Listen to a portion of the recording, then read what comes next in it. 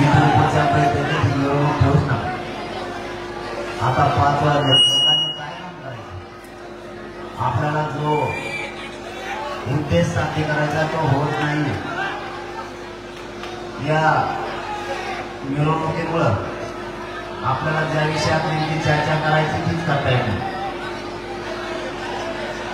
म्हणून इथून पुढच्या बैठकात आपल्याला या मिरवणुकाच नको.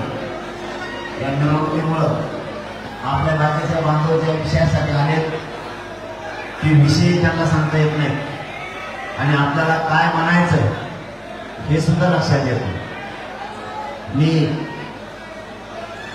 आपण या परळी तालुक्यातल्या घोंगडी बैठकीला प्रचंड संख्येने उपस्थित राहिला त्याबद्दल तुमचे मनापासून आभार व्यक्त करतो.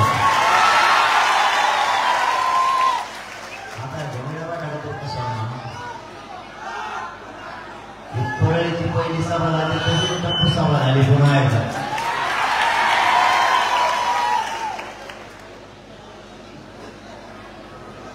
माझी आपल्या सगळ्या बांधवांना एक विनंती,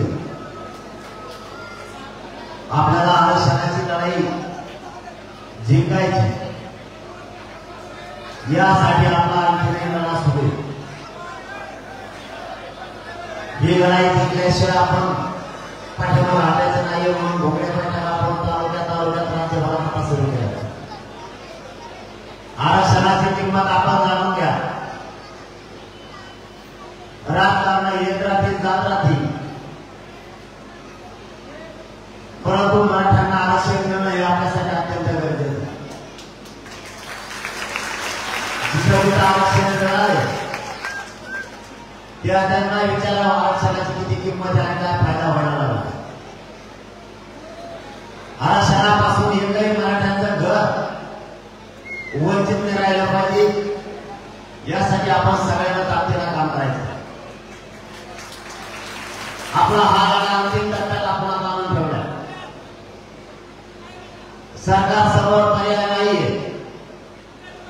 सरकारसमोर एकच पर्याय, मराठ्यांना आरक्षण दिलं तरच सरकार निवडणुका लढू शकतं, नाही तर सगळं सरकार पडू शकतं.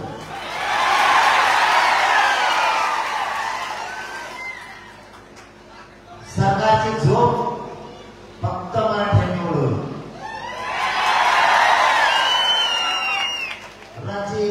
दिवसाला चालू माझ्या मराठ्यांना माहिती मी कोणाचाच होत नाही, कारण माझा जीव सगळा आरक्षणात आणि सरकारचा जीव सत्तेत.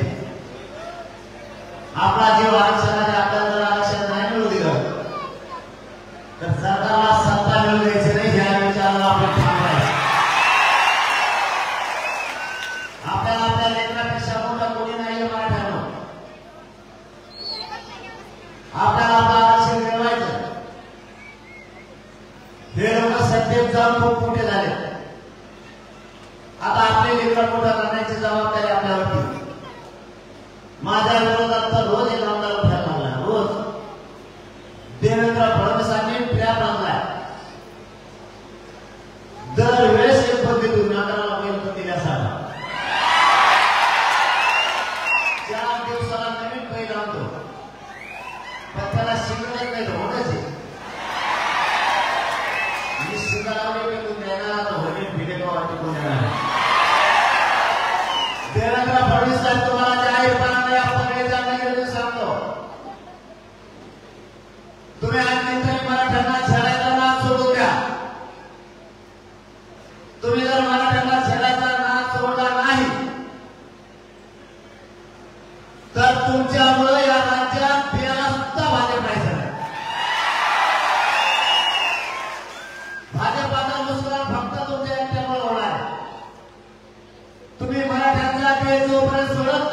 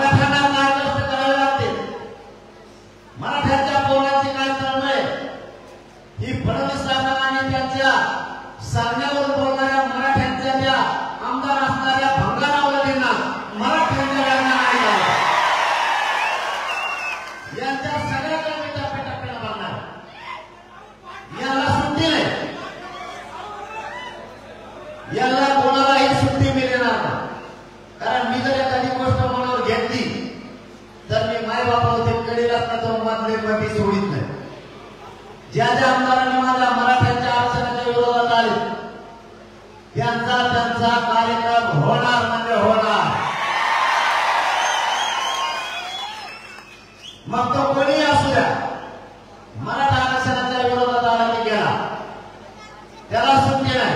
मागं लोकसभेला आपल्याला हिस्सा नाही दिला. मराठा आरक्षणाच्या विरोधात केला, त्याचा कार्यक्रम खराब झाला म्हणून समजा. मराठ्यांच्या नादी लागू नका. मी पहिल्यापासून सांगतो, गोडीनारा की राजा कवा तुम्हीच. मी हमेशा सांगतो, मला मराठा संघ गोडीनारा आहे, कवा राजा तुम्हीच. पण आडे गेले शिपाई सुद्धा नाही. कार्यक्रमच संपला. पुढच्या काळात हे शब्द लक्षात असू द्या. वैद्यनाथाच्या पवित्र भूमी सांगतो, मराठा आरक्षणाच्या विरोधात केलेला नेता पुन्हा राजकीय सत्तेचा त्याला फायदा घेऊ देणार मराठे नाही. मग तो महाराष्ट्रातला कोणी पण असू द्या, किती जाहीरनामाची त्याची आव्हान असू द्या, महाराष्ट्रातला मराठ्याला पाडणार म्हणजे पाडणार. मला आणि माझ्या समाजाला राजकारणाकडे नाही जायचं. मी या पवित्र भूमीतून प्रभू वैद्यनाथाच्या नगरीतून जाहीरपणानं सांगतो, मला आणि माझ्या समाजाला राजकारणात नाही जायचं. मराठ्यांनी केलेल्या मागणीप्रमाणे मराठ्यांचं आरक्षण द्या. तुमचं राजकारण तुम्हाला लागला हे जाहीरपणाने या पवित्र भूमीतून मी सांगतो. पण तुम्ही मराठ्यांना आरक्षण दिलं नाही तर मला आणि माझ्या समाजाला राजकारणात आल्याशिवाय पर्याय नाही. आणि तुमचे 113 आमदार घालण्याशिवाय मी सोडणार. तुम्ही मला खेटू नका. तुम्ही माझ्या मराठा समाजाला तडफडायला लावू नका. माझ्या मराठा समाजाच्या वेदना समजून घ्या. माझ्या मराठा समाजाला होणाऱ्या त्रासाची जाणीव ठेवा.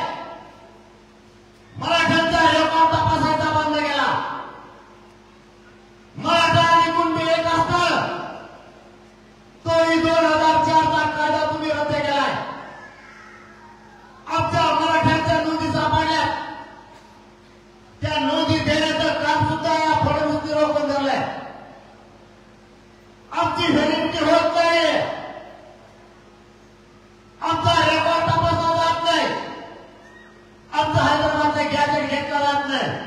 नेमकी आमची चूक काय? आम्हाला कावेटीत झालं जात आहे. आम्ही नेमकं काय पाप केलं? कोणता जातीवाद मराठ्यांनी केला ते आम्हाला अगोदर सांगा. कोणता जातीवाद? आणि तुम्ही कोण आम्हाला शिकवणारे? तुम्हाला ज्यावेळेस आरक्षण मिळालं त्यावेळेस माझ्या मराठ्यांनी उघड्या डोळ्याला तुम्हाला दिलेलं आरक्षण पाहिजे का? तुमचे लेकरं आमच्या डोळ्याला काना करायला आले. तुम्ही कोणाचं आरक्षण घेतलं यात आम्हाला नाही पडायचं. आम्ही तुम्हाला आनंदानं बघितलं. तुम्ही ज्या ज्या वेळेस तुम्ही बोलालात त्या त्यावेळेस माझ्या मराठा आनंदाने नाचला आणि तुमच्या डोक्यावर गोळा टाकला. तुमचे लेकर अधिकारी झाले. माझ्या मराठ्याला आनंदाने बघितले. आज माझ्या मराठ्यांचे लेकर आरक्षणामुळे अधिकारी बनायला लागले. तुमचं काय पोटात दुखायला लागलं? जातीवाद नंतर तुम्ही शिकवता कोणाला? तुम्हाला जाहीरपणा सांगतो फडणवीस साहेब, तुमच्या हातातून संधी गेलेली नाहीये. तुम्ही माझ्या नादाला लागू नका. नसता राज्यात तुमचा सुपडा साफ केल्याशिवाय मी मागे सरकार नाही. मी नाही सहन करू शकत.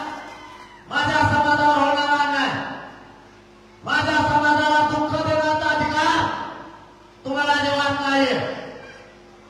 माझा समाज जर उठला तर तुम्हाला पळायला सुद्धा जागा मिळणार नाही. फक्त माझ्यामुळे समाज शांत बसतोय. कोणता मराठ्यांना मराठ्यांनी जर मनावर घेतलं त्याला घराच्या सुद्धा बाहेर पडता येणार नाहीये. पण मी ही बाजू मला सांभाळून घेतोय. मला माहिती आहे देवेंद्र फडणवीसांचा ट्रॅप आहे. त्याला मराठ्यांचा खूप द्वेष आहे. त्याला मराठ्यांच्या जीवावर सत्ता लागते. फक्त मराठ्यांना आरक्षण मिळू द्यायचं नाही. काय केलं माझ्या मराठ्यांनी? याचा जाहीर मैदानात सांगा. आणि कोण तुमचा आमदार तुमच्या टोपल्याला भाकरी करून खातोय आणि मराठ्यांची इमानदारी राखण्यापेक्षा तुमच्याशी इमान राखतोय? ही फितुरांची आवाज जी कोण असेल त्याला म्हणा तू येऊन आण. फडणवीसांकडून आणि महायुतीकडून येऊन आण. मराठ्यांना ओबीसीतून आरक्षण देणार आहेत म्हणून जर महाविकास आघाडीनं लिहून नाही दिलं तर महाराष्ट्रात त्यांना मराठे फिरून देणार नाहीत. हे काही सीट त्यांच्या निवडणुकीत देणार नाही. उलटा प्रवाह पोहायचा कोणाला शिकायला सांगणार तुम्ही?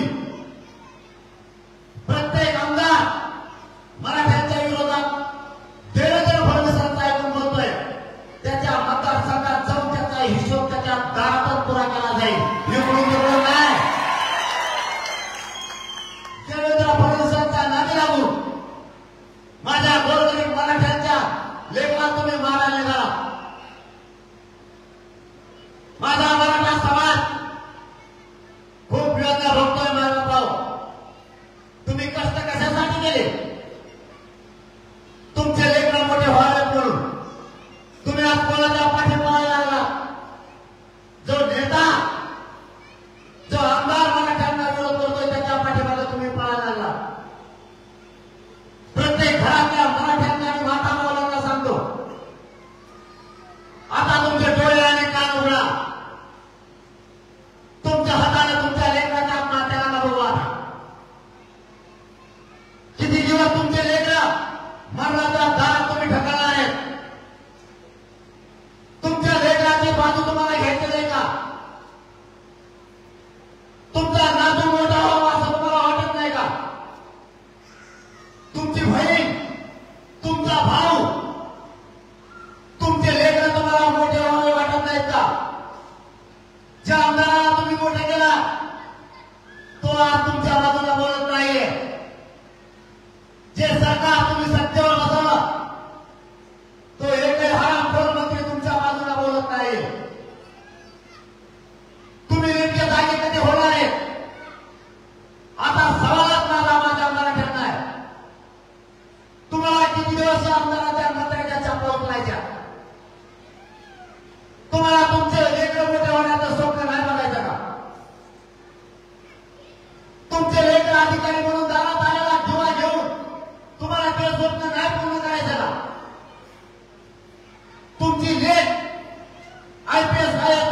ठिकाणी झाली पाहिजे, हे स्वप्न तुम्ही कधी बघणार आहे?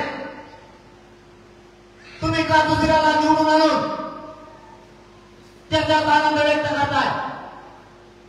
निवडून आणता तुम्ही, डीजे लावून घोळा डोक्यावर टाकता तुम्ही, निवडून येणार त्या हरामखोराला खांद्यावर घेऊन नाचता तुम्ही. ते जर तुमच्या लेकरांना आरक्षण मिळून देत नाहीये, या देवेंद्र फडणवीस यांनी मराठ्यांच्या आमदार मराठ्यांच्या विरोधात घातले. तुमचे लेकर अधिकारी झाल्याच्या नंतर मराठ्यांनी त्याला डोक्यावर घेऊन टाकलं पाहिजे, हे स्वप्न आपण मराठ्यांनी आता बघा. नका मुद्दे पाडू स्वतःच्या लेकराची, स्वतःची जात आणि स्वतःचे लेकर वाटले तर तुम्ही जगणार आहे. नेता वाचून तुमची जात आणि तुमचे लेकर जगणार नाहीत मराठ्यांनो. तुम्ही भानावया गोड गोड बोलणाऱ्या नेत्याच्या पाठीमागे पळून तुमच्या लेकराला मरणाच्या दारात मिळू नका. 1% लेकर होऊगा तर ठसा ठसा करायला लागले. उघड्या डोळ्याने ते बघू नका. कधीतरी शाने होता भूमिकेत या. आपल्याला शेवटच्या आधाराचे काठे आपले लेकरू आहे. कोणता नेता तुमच्या हाताला धरायला नाही येणार. तुम्हाला एखादा जर आधार धरला, एकही नेता तुमच्या पाठीवर हात ठेवायला नाही येणार. तुमचंच लेकरू तुमच्या पाठीशी उभा राहणार आहे. तुमचंच लेकरू तुमच्या हाताची काठी बनणार आहे. तुमचंच लेकरू तुम्हाला प्यायला पाणी देणार आहे. हा नेता कधी तुम्हाला प्यायला पाणी देणार नाही. तुम्ही संकटात असल्यावर हा नेता तुमच्या घराकडे सुद्धा डुंकून बघणार नाही. मराठ्यांनी पुढच्या काळात स्वतःच्या जाती गुणाने स्वतःच्या लेकराकडून बोला. मी तर म्हणेन रात्रंदिवस फक्त माझ्या मराठ्यांसाठी या सरकारची दुश्मनी अंगावर घेतली. तुम्ही कधी तुमच्या लेकराच्या आणि जातीच्या बाजूला बोलणार आहे का? तुम्ही बोलायला लागला पक्षाकडून आणि नेत्याकडून. कशा पाय तुमचा हट्ट आहे पक्ष आणि नेता मोठा करायचा? तुम्ही कशामुळे तो ठेका उचललाय पक्ष आणि नेता मोठा करायचा? तुम्ही का ठेका घेत नाही तुमची जात आणि लेकर मोठा करायचा? का सुखात बघायची नाही तुम्हाला? जातीचे लेकर का सुखात दिसून येत असं तुम्हाला वाटतंय? मी का करतोय हे? माझा समाज मोठा व्हावा, माझ्या समाजाचे लेकर अधिकारी व्हाव्यात म्हणून रात दिवस जीवाची बाजी लावून लढतोय. मी शेवटच्या मरणाच्या घटका सुद्धा माझ्या समाजाच्या पायावर मोजायची वेळ माझ्यावर आली. मला प्रचंड वेदना आहेत या उपोषणामुळं. मी कधी मरण हे मला माहित नाहीये. मी हे संकट का ओढून घेतलंय? मी या सरकारच्या विरोधात का गेलोय? फक्त माझ्या समाजाने माझ्या समाजाचे लेकर मोठे व्हावेत म्हणून. तुमच्या विरोधात जाहीरपणाने आमदार आणि मंत्री बोलायला लागले. मी काय चूक केली? मराठ्यांना आरक्षण मागितलंय आणि विरोध करण्याचा हट्ट काय? तुम्ही देवेंद्र फडणवीसला बोलू नका. मी का बोलायचं नाही त्याला? सत्य तो वाचलाय. तो जोपर्यंत सत्य आहे तोपर्यंत त्यालाच बोलणार. त्याला मला सत्यातून बाहेर जाय, तुझ्या तोंडावर नाव सुद्धा घेतलाय. मला तो आहे सत्याच्या राजगादीचा राजा. तो आहे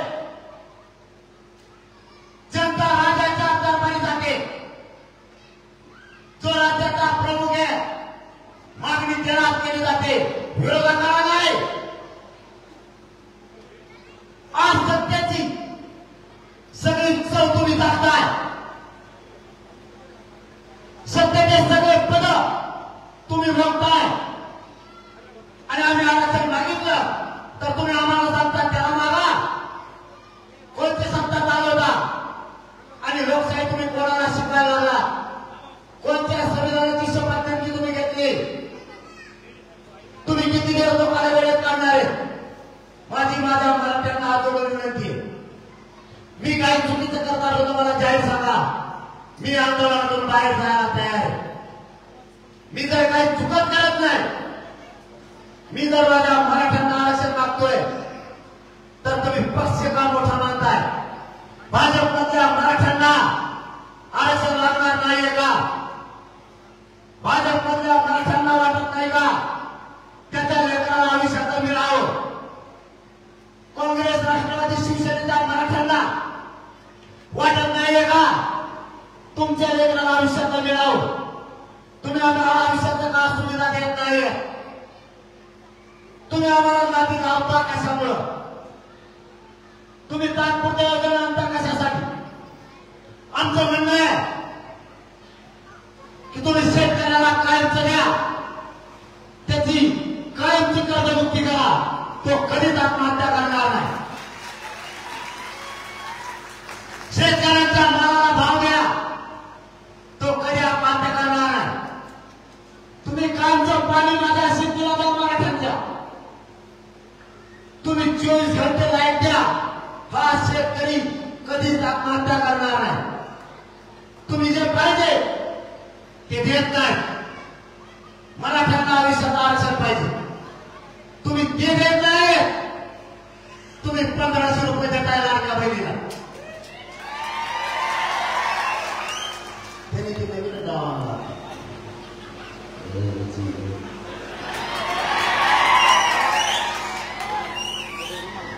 त्यांना काय म्हणू मला, मी काय त्यांना देवेंद्र फडणवीस सांगणार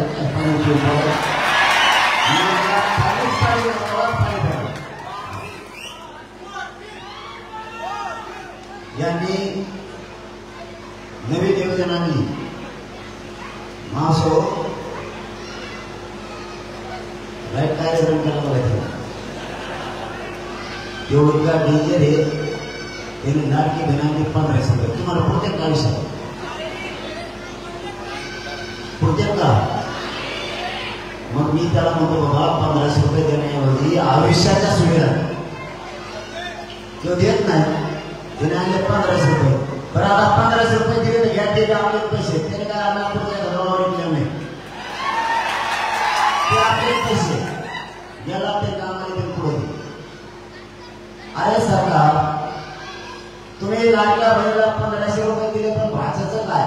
भाषाला आरक्षण पाहिजे ना. बरं भाषा लाडक्या बहिणीला दिले, भाषाचं भागवलं नाही, त्याला आरक्षण पाहिजे. आणि दादीचं काय? दादी वेळाला काम करून बांधाव, त्याच्या मला भाव देतो का? आणि दादी जरी रंगावरून घेऊन मामाकडे निघाला मुंबईला, मग काय करशील? एक दिवस सगळे दादी नेणारच आहे तिकडं जाणते घेऊन, ते नाही घेऊन घेऊन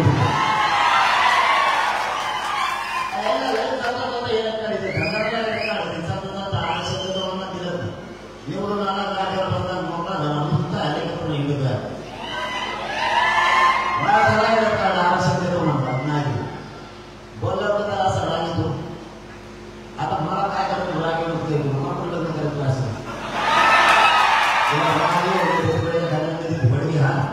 मला काय देणं घेणे का? मी माझ्या जातीशी प्रामाणिक आहे, मरेपर्यंत प्रामाणिक राहणारे या मराठ्याशी कधी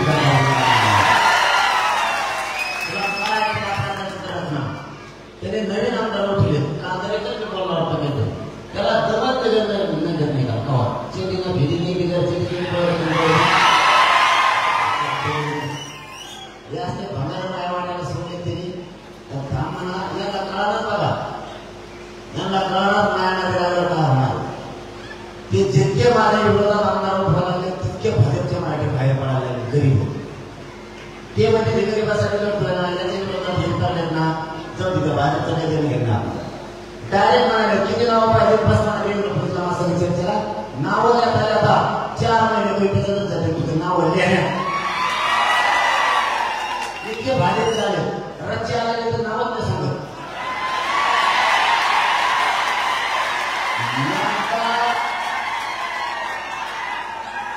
एकदा तर मीडिया गेली ना, तर तिथून पुढं भाजपचे इतके लोक आले,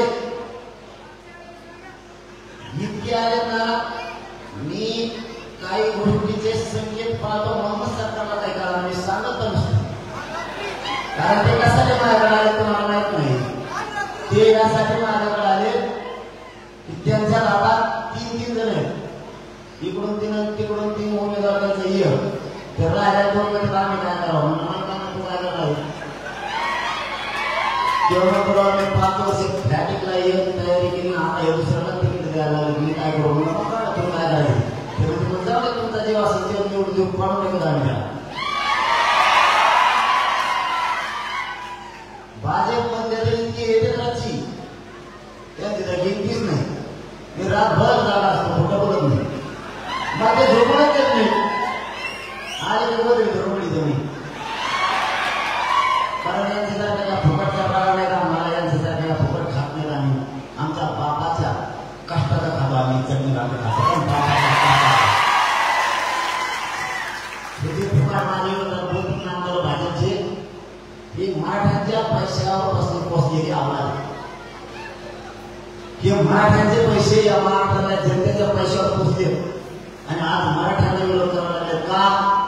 त्यांचं म्हणणं आहे देवेंद्र फडणवीसला टार्गेट केलं आणि मी जर त्याला टार्गेट करायचं बंद केलं तर मग यांना बोलला कसलाही आमदार असू द्या कितीही नालायक तो स्वतःच्या जातीकडून बोलला. त्याला म्हणते जातीचा माणूस. हे मराठ्याचे आमदार बोलते कुणाच्या विरोधात मराठ्याला औषध देऊ नका. दुसरा प्रश्न काय यांचा आता दुश्मनी किती घ्यायची आणि मी आल्यापासून दुश्मनी का हे तर 300 वर्ष वर्षापासून लपलं सुरू या दुश्मनीचं. तिसरं यांचं काय आहे त्या महाविकास आघाडीकडून लिहून आणा आणि तुम्ही काय आता तुम्ही लिहून द्या ना. बरं लिहून द्यायची गरज काय? मराठ्यांचं आरक्षण ते तुम्ही द्या ना. ते देतच नाही फक्त पाहणी करायचं. तुम्हाला वाटत मी का बोला ना त्याचं कारण आहे मला ज्याच्या त्याच्या मतदारसंघात जो बोलला त्याला तिथंच नकार आहे. त्याच्या मी तिथं आता मला भेटल्यात ना मला भेटलेल्या माणसाला मी टीम रेशो सोडित नाही. आपलं मी स्वतःवर कोणाच्या वाटा जात नाही. सुरुवात मी करत नाही. मग तो कोणी असो सुरुवात मी करत नाही. देवेंद्र फडणवीस बोलले तर मी बोलतो. त्याचे आमदार मंत्री बोलले तर मी बोलतो.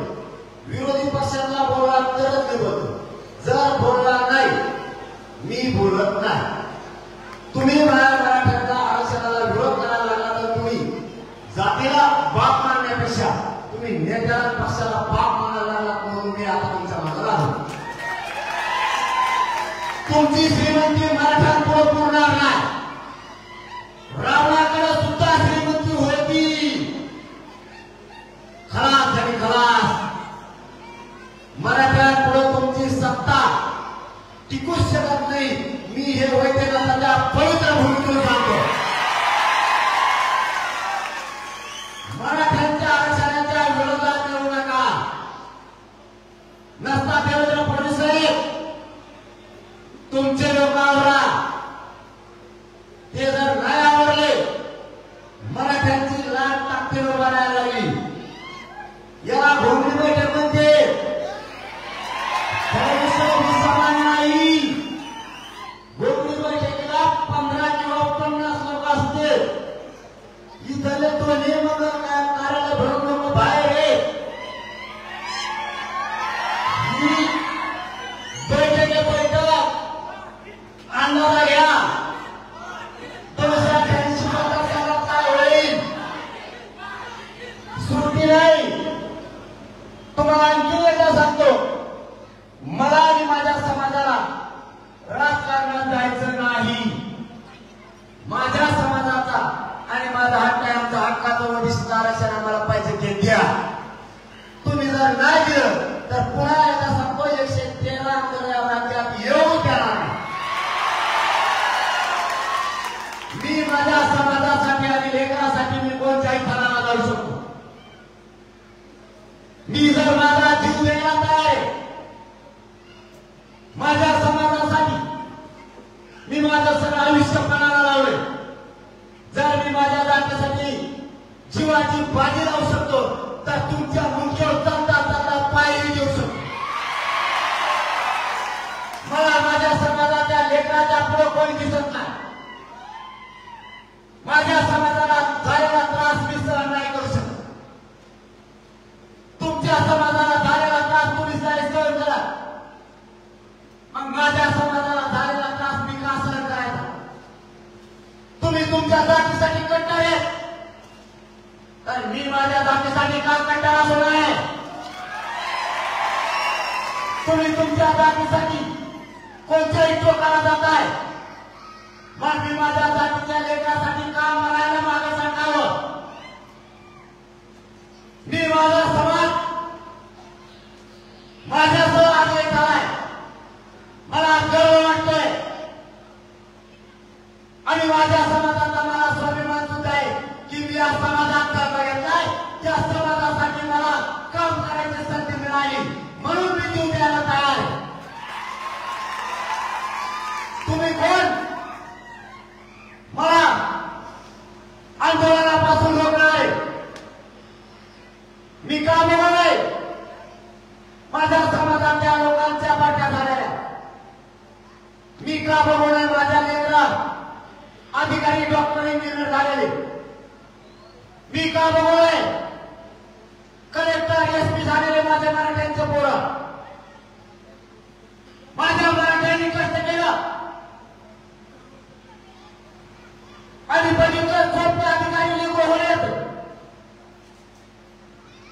त्या माझ्या मराठ्यांचं स्वप्न साकार करण्यासाठी मी का जीवाची बाजी लावले? मी का गद्दारी करावी मराठ्यांची? या सत्तेसाठी आणि या राजकारणी लोकांसाठी मी मागाला पाळून असं का घ्यावं? माझा शेवटचा पण आहे मराठा समाजाच्या लेकराच्या डोक्यावर आरक्षण देऊन तुला टाकायचा त्याशिवाय मला सांगायचं नाही. तुम्हाला विनंती आहे एवढ्या काय संकट यायची पुढच्या पिढ्या मोठ्या करण्यासाठी संकट अंगावरती झेला. आज सत्ता त्यांच्या हातात आहे. तुम्हाला त्रास होईल सहन करा. तुमचे लेकरे डोळ्यासमोर ठेवा आणि त्रास सहन करा. दिवस 100% बदलते. मराठ्यांचे सुद्धा दिवस बदलणार म्हणजे बदलणार. आपला निर्णय मी झाला नाही. उभा करायची राप पाडायची. तुम्ही एकदा पाडून मराठ्यांची ताकद दाखवा. जर आता उभं करायचं ठरलं मराठ्यांचे निवडून आणून मराठ्यांची ताकद दाखवायची. किती पण त्रास होऊ द्या. तुम्हाला पाठीमागून पोलीस जरी मारत असले मतदानाला जाऊ नको म्हणून तरी त्या खोक्यापर्यंत जायचं. तिथं पार्ले बिस्किटचा पुढा लावलेला स्वारा. याच्या पलीकडे सांगतो लईच त्रास होत असला त्याच्या सगळं शिका. पण मतदानाच्या दिवशी त्या खोक्याच्या आडून गेल्यावर त्याला मतदान करायचं सांगितलं त्यालाच का त्याला असं वाटलं पाहिजे तुम्ही सगळे माझ्यासंग एकत्र होतात मी पडलोच नसता. मग मागच्या बारीला लोकांनी जसे उत्तर दिले तसे या बारीला द्या. मागच्या बारीला पाडणारे जनाचे महाराष्ट्रातले म्हणतो तुमची दले नाही बरं का तिकडं आमचं सांगत ते उत्तर द्यायचे. मी आम्हाला गेलो भक्तीने केलं नसतं. त्याला विचारलं ते म्हणत मी केलं आपण येणेच केलं नाही. त्याला विचारलं ते म्हणत त्यांनी केलं राहू त्यांनी केलं राहू येणेच नाही केलं. नुसते ढाबा लागली. शेवटी ते म्हणा मी पडलोच ना तेव्हा उत्तर देऊ. मराठ्यांनी यावेळेचा गणित कावा वापरलेला कोणालाही कळाला नाही आणि या राज्यात न होणाऱ्या घटना मराठ्यांनी यावेळेस ताकद दाखवून घडून दाखवली. जर त्रास झाला जात आणि जातीचे लेकर डोळ्यासमोर ठेवायचे. कित्येक पण केसेस होऊ द्या, मागं पुढे आणायचं आहे. मी आठवलं माझ्यावर एसआयटी, माझ्यावर एसआयटी, माझ्यावर इतक्या केसेस आहेत. 10 मिनिटं गेलाय बरोबर. माझ्यावर इतक्या केसेस आहेत, माझ्या घराला नुकत्या चिठ्ठ्या चिठ्ठीला प्रवेश. मला भिताळच ओळखत नाही, भिताळ हे नका आहे. मग वकील सुद्धा मला नकारले, कारण ते नुसत्या नोटिसा त्याला वकील म्हणून याला सोडून का वागावा. एक तर वकिलाला माझ्याकडून फायदा नाही, माझं आठवण म्हणजे त्याला तिकीट त्याचं लावा लागतं वकिलाला, उभा त्याला करायचं, परत येताना खर्ची त्याला मला द्यावं लागत. असं गिरायला लागलं मित्रांनो. पण मायबापा मी हटत नाही, फक्त या मराठीचे लेकर मोठे व्हावे. या देवेंद्र फडणवीसांनी माझ्या विरोधात यासाठी लावलं. माझ्याजवळ आहे काय, मी जर आंघोळीला कपडे काढले आणि तुम्ही जर काढले, तुमचे आंघोळीला काढलेले कपडे घरचे तपासते खिसे, कारण तुमच्या दाचे वजनवर निघते. मी जर आंघोळीला कपडे काढले तर माझे घरचे खिसे तपासितच नाहीत. त्याला माहिती आहे भिजायला रोपाच नाही, भिजत हात घालून मी परवा गाडी पत्कार सांगितलं. एक दिवस मला डास पायाला जावत होता. मी त्या डासाला हाणलं सुद्धा नाही. मला काय बोलतो बघू, थोड्या वेळ ते झटलं निघून गेलो. त्याला खायला काही सापडलं नाही. तिने किती सोड घातली तरी हळूकच लागायचं काही. मी पूर्ण आयुष्य माझ्या समाजासाठी दिलेलं आहे. मला त्यांना माहिती आहे, मला 10 पायऱ्या जरी चढायचं म्हणलं तरी जमला, उतरायचं म्हणलं तरी जमला. मी आता इतका वेळ उभा राहिलो, मला बसायला 5 मिनिटं तरी लागते मायमोल. माझं उपोषणानं इतकं शरीराला वाटलं झालं की माझ्या वेदना फक्त मला माहिती. माझा मायबाप मराठा समाज माझ्यावरती लेकराप्रमाणे माया करतो, म्हणून माझ्या वेदना मी माझ्या चेहऱ्यावरती माझ्या समाजासमोर येऊ सुद्धा देत नाही. कारण माझा समाज माझ्यावरती इतकी माया करतो. मला थोडा जरी त्रास झाला तरी त्याच्या डोळ्यात पाणी असतं. आणि ज्या समाजाला मी मायबाप मानला त्यांनी मला लेकरू म्हणले, मला कितीही वेदना झाली तरी मला माझ्या समाजाच्या डोळ्यात पाणी नाही येऊ द्यायचे. मला समाज मोठा होताना बघायचंय, त्याला मला भावनिक नाही होऊ द्यायचे. ज्या ज्या लेकराला आरक्षण मिळालंय त्या त्या लेकराचा लाखाला फायदा होऊन तो आता अधिकारी बनायला लागला. रोज 10-15 जण भेटा येत आहेत की आरक्षणामुळे माझा लेख, माझी लेख, माझी पोरगे, माझं पोरगा अधिकारी झालं. आम्हाला एमबीबीएसला इंजिनिअरिंगला ऍडमिशन मिळालं. रोज 10-15 लेकर माझ्या मराठीत येत आहेत. मायबाप मराठी लोकांना आनंद वाटतो की हे जर आरक्षण 40-50 वर्षापूर्वी दिलं असतं तर आज माझा मराठा या देशावर प्रकाश जात म्हणून 1 नंबरला राहिला असता. माझ्या समाजाला जाणून बुजून यांनी मागे ठेवलं. माझ्या समाजाकडून फक्त निवडून येण्यापुरतं माझ्या समाजावर यांनी प्रेम केलं. निवडून आलं की सोडून दिलं. माझ्या समाजाचा फक्त वापर झाला. तुम्हाला माझे हात जोडून विनंती आहे, सरकार कितीही गोड बोललं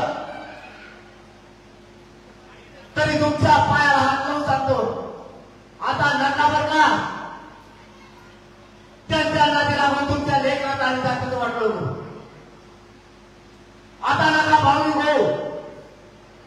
वेळ तुमच्या पाहुण्या नका त्याला निवडून देऊ. तुमचे लेकर आणि तुमची जात डोळ्यासमोर यावेळेस असू द्या. माझी तुम्हाला हात जोडून जाता विनंती आहे. माझी जात खूप दिवसाला एकत्र झाली. जर तशी वेळ आली तर माझ्या जातीला हारू देऊ नका. माझ्या जातीला कोणी हिणून बोलल्यानं तो अपमान मला सहन होणार नाही. मी मी फक्त तुमच्या लेकरासाठी करतोय, माझी जात हरवू देऊ नका. या राज्यातल्या मराठ्यांना बोलून पाडायचे का मारायचे त्यावर निर्णय होणार आहे. पण माझा मराठा समाज जो निर्णय घेईल त्या निर्णयाच्या पाठीशी राहा. पक्षाच्या आणि नेत्याच्या बाजूने राहू नका. जर तुम्ही जात सोडून पक्षाच्या आणि नेत्याच्या बाजूने उभा राहिला तर तुमच्या लेकराचं वाटलं तुमच्या हाताने तुम्ही केलं म्हणून समजा. तुमचे लेकरं तुम्हाला आयुष्यभर माफ करणार नाही. भाजपमधल्या मराठ्यांना त्यांचे लेकरं प्रश्न विचारणार आहेत, बाबा मला माझ्या भविष्यासाठी आरक्षण पाहिजे होतं, त्यावेळेस तुम्ही पक्षाकडून बोललात. आज मला त्या आरक्षणाची गरज आहे. माझं आयुष्य आणि माझं भविष्य त्या आरक्षणावरती ठरणार आहे. तुम्ही मला आरक्षण का मिळू दिलं नाही. भाजपमधल्या मराठ्यांनी सुद्धा सावध व्हा. काँग्रेस शिवसेना राष्ट्रवादीच्या मराठ्यांनी सावध व्हा. पक्षाच्या मागास पडून आपली जात पायाखाली घेऊ नका. जर जातीचे लेकर संपले तर तुम्हाला संपायला वेळ लागणार नाही. माझ्या समाजाच्या लेकराला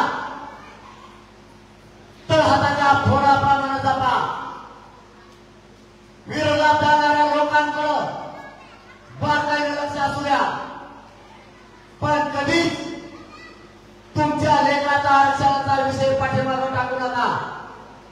राजकारण करत बसू नका. नेता आणि त्या पक्षाला मोठं करत बसण्यापेक्षा तुमच्या लेकराला मोठं करण्यासाठी आपण ताकद सगळे वापरा. मी तुमच्याकडे एवढं करायला घेऊन आलोय. या खोबरी बैठकीच्या माध्यमातून वेळ पडली तर कोणत्याही थराला जायची वेळ आली तरी मी जायला तयार आहे. फक्त तुम्ही एकजूट फुटून देऊ नका.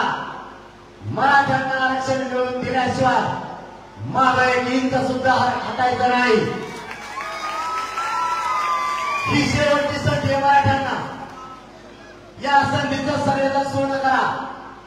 माझी पुन्हा तुम्हाला जाता जाता एक विनंती आहे, जो काय मराठा निर्णय घेईल त्या निर्णयाच्या पाठीशी सगळ्या मराठ्यांनी ताकदीने उभा राहा.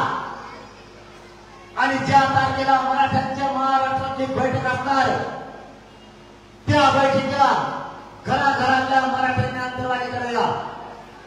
माणूस कुणीही देव त्याला हाऊ न देण्याची जबाबदारी मराठ्यांच्या खांद्यावर आहे. कारण तिथं मी आणि तुम्ही हारणार नाहीये. तिथं तुमची जात हारणार आहे म्हणून जातीला हारू देऊ नका. एवढी तुम्हाला विनंती करतो. आणि आपल्याला आपल्या लेकराला ओबीसीतूनच आरक्षण मिळून द्यायचंय. त्याशिवाय एक इंचही मागे सांगायचं नाही. ही सगळ्यांना मनात फुलगाठ बांधायची आणि उद्यापासून